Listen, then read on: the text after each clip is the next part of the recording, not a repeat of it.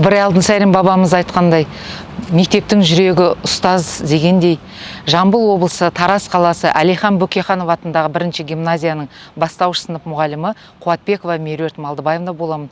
Осы ғимаратта ұстаздық қызметімді атқарып келемін. Ата заңымыз, Конституцияда әрбір азаматтың сапалы білім алуына кепілдік берсе, адал азамат бағдарламасы әрбір адамға адамгершілік, адалдық, жауапкершілік сияқты құндылықтарды жүктейді. Осы орайда ұлттық құндылықтарды басшылыққа ала отырып, баланың табиғи танымдық әуестігін ғылыми ізденіске және зерттеушілік дағдыларын айналдыруға мұғалімдерге міндеттейді. Бүгінгі бастауыш білім берудегі басты міндеттердің бірі оқушылардың жаратылыстану сауаттылығын дамыту. Жаратылыстану сауаттылығын қалыптастыруда педагогикалық тәжірибемде мен бір маңызды мәселеге кезіктім.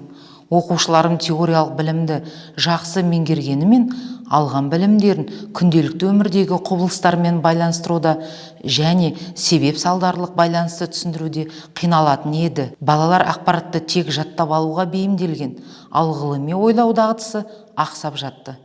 Мен өз алдыма сұрақ қойдым. Бастауыш сынып оқушысының бойында ғалымдарша зерттеу, бақылау және қорытынды жасау қабілетін қалай қалыптастыруға болады деп. Бұл мәселені шешу үшін мен сабақтарымда проблемалық бағдарланған оқыту және STEM технологиясын жүйелі түрде интеграциялай бастадым. Жаратылыстану сауаттылығын арттыруда келесі 3 негізгі әдісті тиімді қолдандым. Шағын зертхана әдісі. Теорияны тек оқулықтан оқымай, әр сабақта қарапайым тәжірибелер жасауды әдетке айналдырдық. Ерігіштік, ауа қысымы, өсімдіктің тыныс алуы сияқты құбылыстарды оқушылар өз қолымен жасап көрді. Екінші, танымдық аймақ тәсілі. Оқушыларға дайын жауап бермей, ауа салмаққа ие ме, өсімдік жарық түспесе не болады деген сияқты ашық сұрақтар қою арқылы гипотеза болжам жасау ұсынуды үйреттім және ой талқылауға дағдыландырдым. Зерттеуші күнделігі әдісі. Оқушылар бақылаған табиғи құбылыстарын сөзбен, сызбамен және графиктермен өз күнделіктеріне түсіріп, сараптама жасауға машықтанды. Тәжірибе барысында мен білімді дайын күйінде ұсынбай, бақылау, гипотеза, эксперимент, қорытынды алгоритмін оқушының санасына сіңірдім. Сондай-ақ жаратылыстану сауаттылығын функционалдық сауаттылықпен ұштастырдым. Балалар тек құбылысты түсініп қоймай, экологиялық мәдениетті де меңгерді.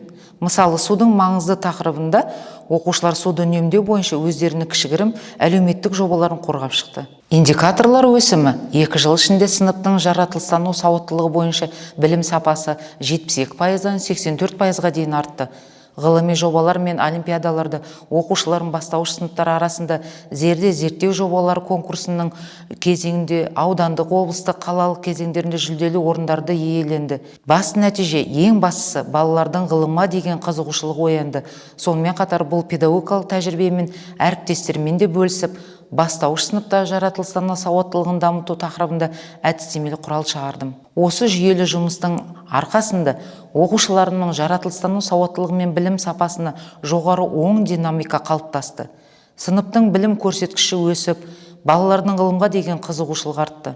Жинақталған педагогикалық тәжірибемді тек өз мектебімде шектей қоймай, облыстық, республика деңгейде де белсене бөлісіп келемін.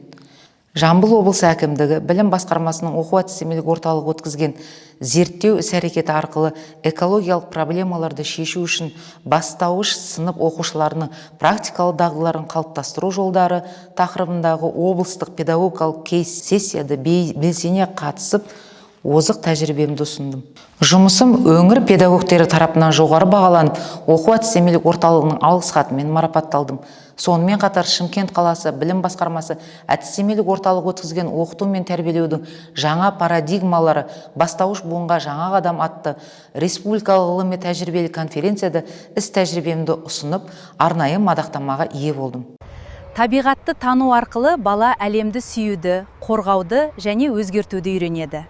Зерттеуші оқушыны тәрбиелеу уақыт талабы. Бастауыш сынып бұл болашақ зерттеушілердің, ғалымдар мен адал азаматтардың іргетасы қаланатын ең маңызды кезең. Балаға ғаламның сырын ашуға көмектесіп, оның бойында ғылыми таным мен экологиялық жауапкершілікті қалыптастыру заман талабы және менің ұстаздық миссиям. Тәжірибелік зерттеулер арқылы балалар табиғатты танып қана қоймай, әлемді сүюді және оны қорғауды үйренеді. Сапалы білім мен саналы тәрбие беру жолындағы ізденісіміз толастамасын.